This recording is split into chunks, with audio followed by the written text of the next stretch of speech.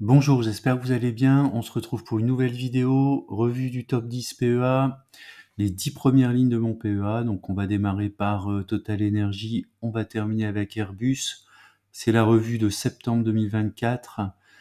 Avant de démarrer, donc un avertissement, je ne suis pas conseiller financier. Cette vidéo n'a pas pour but de vous proposer un placement financier ou un quelconque conseil d'achat, mais uniquement un but pédagogique et de partage.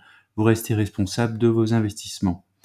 Alors, avant de rentrer dans le détail, je vous montre donc la position et la taille dans le portefeuille de chacune des lignes de mon top 10. Donc Total Energy, c'est 12,51 de mon portefeuille en pourcentage.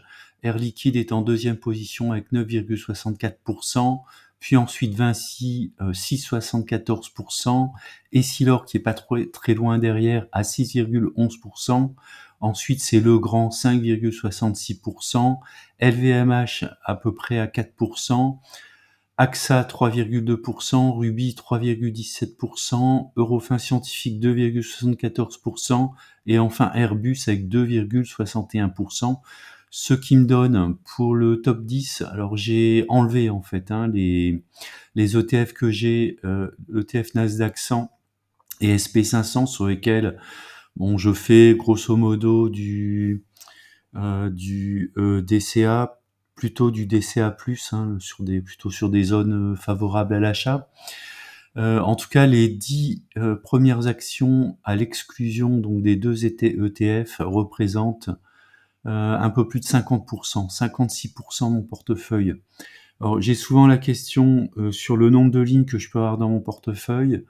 En fait, dans le portefeuille, je fais à la fois de l'investissement long terme, donc principalement sur ces lignes, sur ces 10 premières lignes, plus d'autres actions qui m'intéressent, mais qui sont à des prix encore trop élevés pour moi, donc elles devraient pas tarder à arriver dans ce top 10.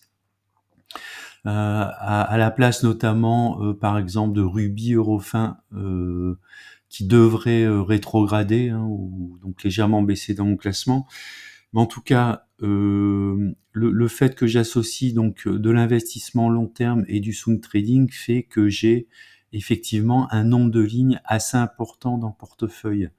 Si je pouvais séparer dans le PEA la partie investissement long terme et trading, on verrait beaucoup moins de lignes dans mon portefeuille. Donc le portefeuille fait un peu plus de 120 000 euros. On aurait grosso modo une quinzaine de lignes réellement sur des valeurs de fonds de portefeuille. Voilà, donc je vous propose de démarrer la revue avec la première action qui est Total Energy. On va démarrer donc avec Total Energy. Alors Total Energy, le cours est actuellement à 60,95 € pour une valeur théorique de 61,76. Donc on voit qu'elle est très proche de sa valeur théorique. Alors, je reviens aussi sur la notion de valeur théorique. C'est pas une valeur calculée à partir d'indicateurs financiers. C'est tout simplement une moyenne des cours calculés sur les 30 dernières années sur une méthode qu'on appelle une droite de régression. Alors là, je vous invite à taper dans Google droite de régression. Vous aurez une explication un peu plus complète sur ce que ça représente. Donc, on peut dire qu'elle est à son prix actuellement.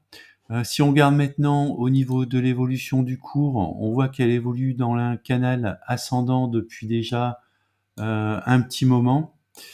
Elle est actuellement sur le bas du canal. Alors attention, elle peut sortir du canal. L'action Total Energy est quand même très liée donc à l'évolution du cours du pétrole, qui lui-même est lié aussi à l'économie mondiale. Donc si on a une récession au niveau mondial, il est fort possible que les cours du pétrole baissent.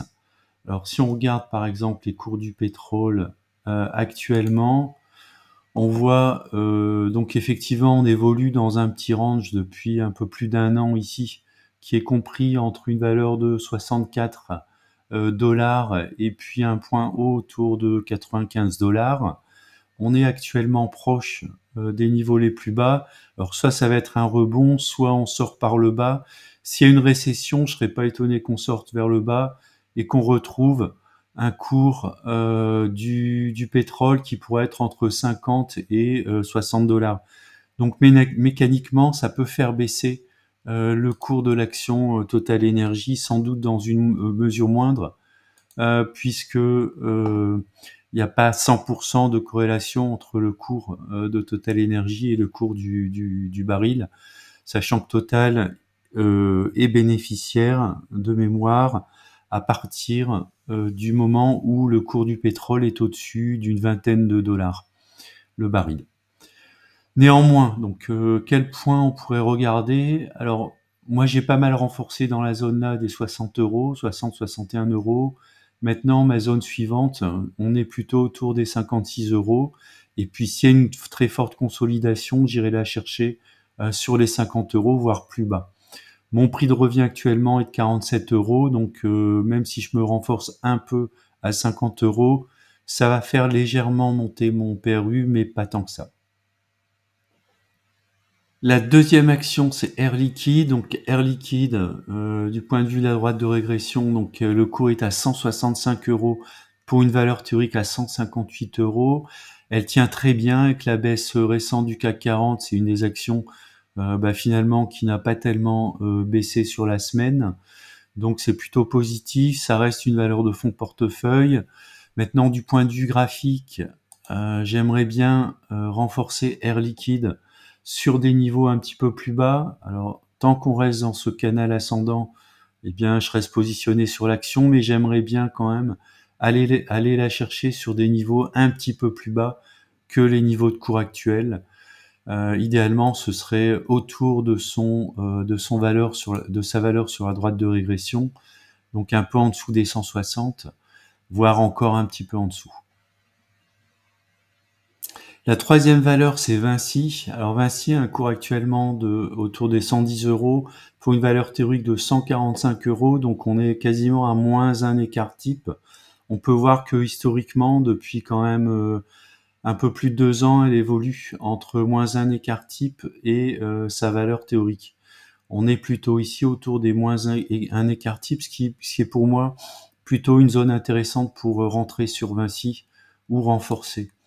Alors Vinci, on voit qu'effectivement, elle était sortie d'un support.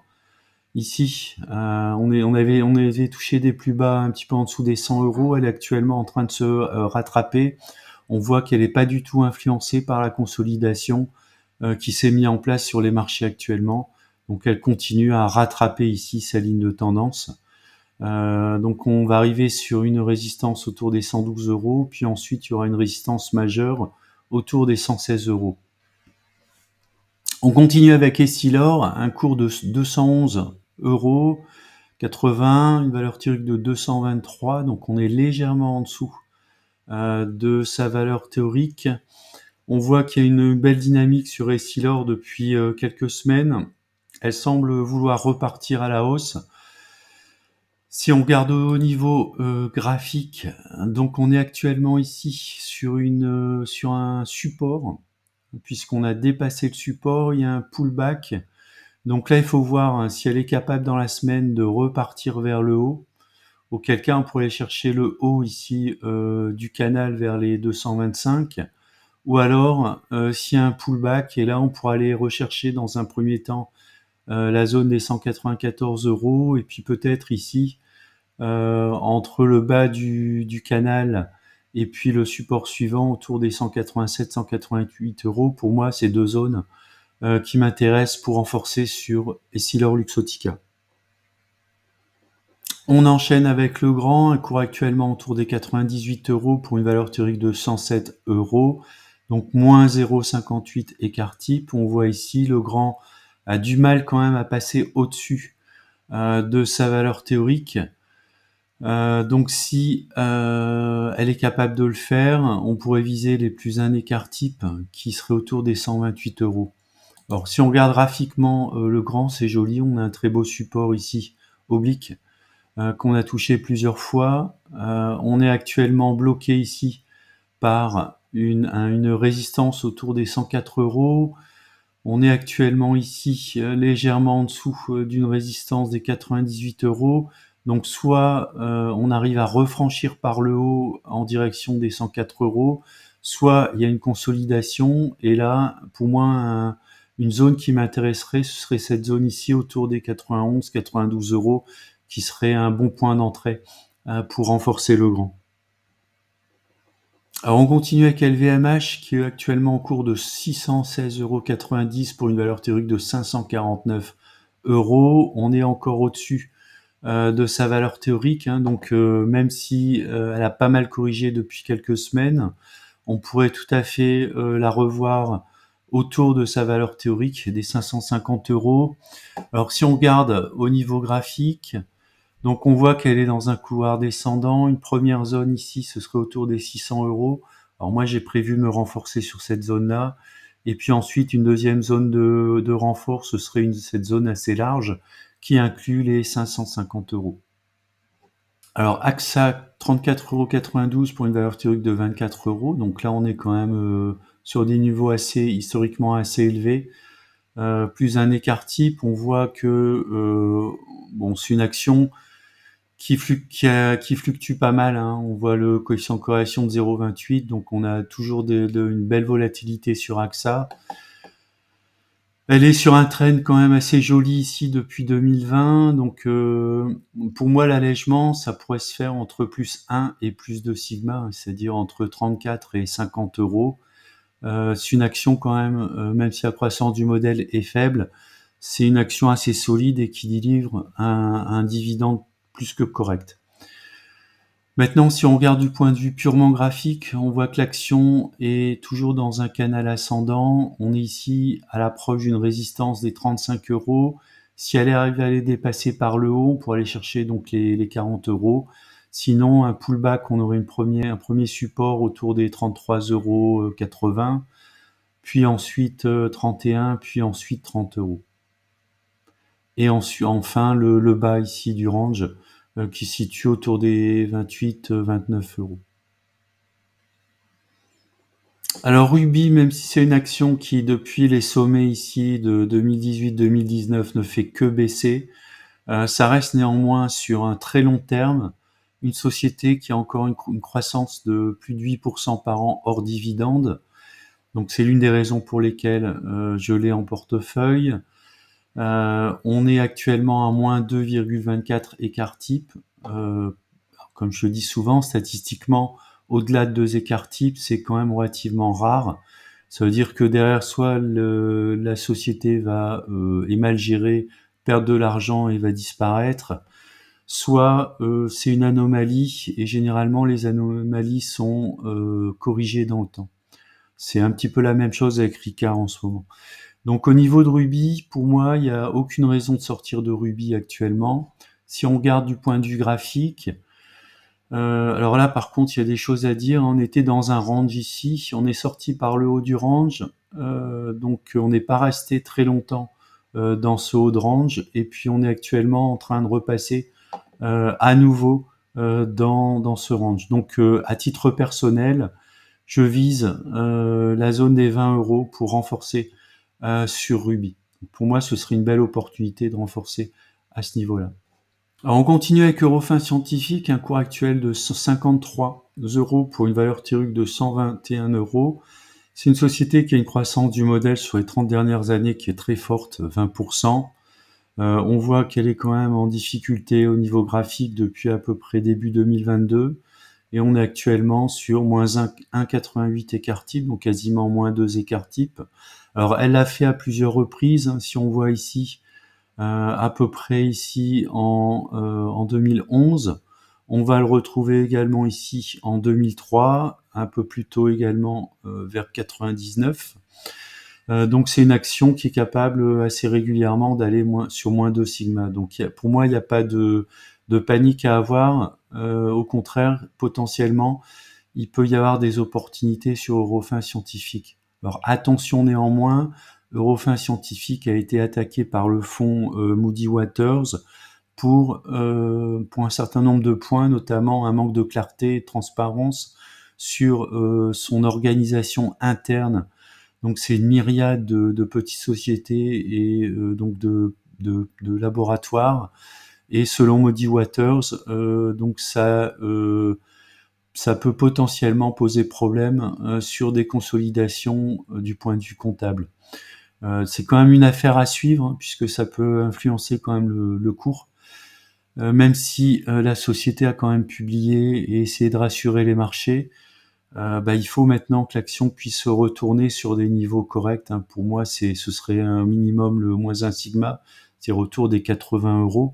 Alors si on regarde du point de vue graphique, on a peut-être ici la formation d'un double bottom, d'un double creux ici, et auquel cas la sortie du creux donnerait en termes de distance l'équivalent du bas du creux. Donc si on mesure le bas du creux, on va le faire par exemple ici avec une flèche comme ça, voilà. Donc je duplique, et puis je vais aller reporter ici, oups, voilà, je vais reporter à peu près le niveau, ce qui nous donnerait, donc si bien sûr derrière on est capable de franchir alors cette zone ici qui tourne autour des 59 €.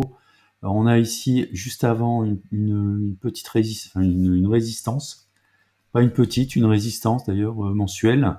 Si on arrive à la franchir et ensuite franchir ce seuil des 59 €, on pourra aller chercher donc les 72-73 € qui seraient effectivement la cible, bien sûr, si on a réellement la formation d'un double creux. Vous voyez, il est en formation ici. Rien ne dit qu'on va aller retourner vers cette zone. Peut-être qu'on va au contraire casser et aller chercher dans un premier temps le support oblique autour des 48-49 €. Et puis si ce support lâche, on aura des résistances un peu plus basses à 45-40, et puis aller chercher un peu plus bas autour des 31-32, une zone de support un peu plus solide.